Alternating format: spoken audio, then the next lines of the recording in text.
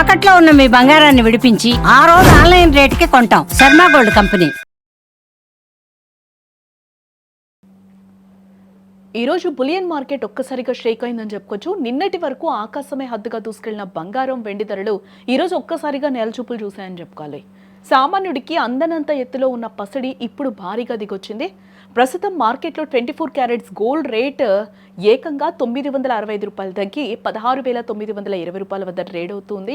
సాధారణంగా ఒక రోజులో ఇంత పెద్ద మొత్తంలో తగ్గడం అనేది చాలా అరుదుగా జరుగుతూ ఉంటుంది.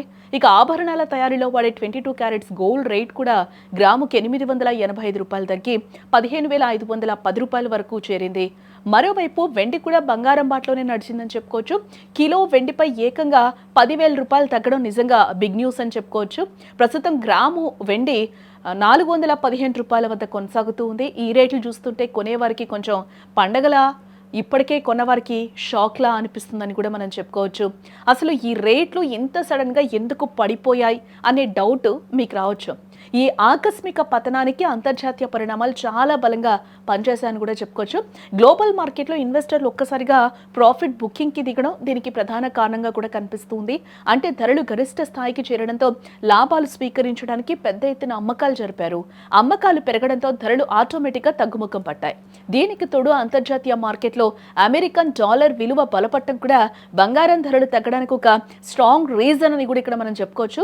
డాలర్ పెరిగినప్పుడు బంగారంపై పెట్టుబడి పెట్టేవారు వెనక్కి తగ్గుతారు.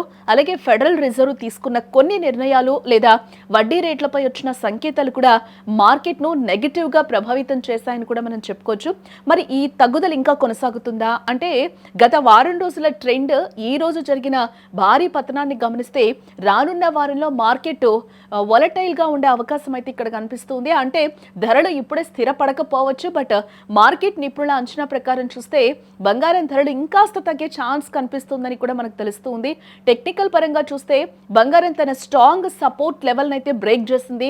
కాబట్టి రాబోయే వారంలో బంగారం గ్రాముకు మరో 200 నుండి 400 రూపాయల వరకు తగ్గే అవకాశం లేకపోలేదు. ఇక్కడ వెండి విషయంలో కూడా ఇదే ట్రెండ్ కొనసాగొచ్చు. కిలో వెండి ధర మరికొంత పడిపోయే ప్రమాదం కూడా ఉంది. అయితే ఏదైనా అంతర్జాతీయ యుద్ధ వాతావరణం లేదా అనుకోని నెగిటివ్ న్యూస్ వస్తే తప్ప ధరలు వెంటనే పెరిగే అవకాశం ఇక్కడ మనకి తక్కువగా కనిపిస్తూ ఉన్నాయి. ఫైనల్గా చెప్పేది ఏంటంటే పెళ్లిళ్ళ సీజన్ ఉన్నవారు లేదా బంగారంపై ఇన్వెస్ట్ చేయాలనుకునే వారికి ఇది ఖచ్చితంగా మంచి సమయం. అయితే మొత్తం డబ్బును ఒకేసారి పెట్టకుండా సిస్టమాటిక్గా కొనడం అయితే ఇక్కడ మంచిదని చెప్తూ ఉన్నారు. ఉదాహరణకు మీరు తులం బంగారం కొనాలనుకుంటే ఇప్పుడు సగం కొని ధర ఇంకాస్త తగ్గినప్పుడు మిగతా సగం కొనడం ఉత్తమమైన పద్ధతి. దీనివల్ల రానున్న రోజుల్లో ధర ఇంకా తగ్గిన మనం నష్టపోకుండా ఉంటాం. మొత్తానికి చూస్తే పసిడి పరుగుకు కాస్త బ్రేక్ పడిందని కూడా చెప్పుకోవచ్చు. ఇది సామాన్యులకు ఊరటనిచ్చే విషయమే, కానీ మార్కెట్ ఎప్పుడు ఎలా మారుతుందో చెప్పలేం. కాబట్టి ఎప్పటికప్పుడు రేట్లు చెక్ చేసుకుంటూ నిర్ణయం తీసుకోవడం మాత్రం ఇక్కడ చాలా ముఖ్యం.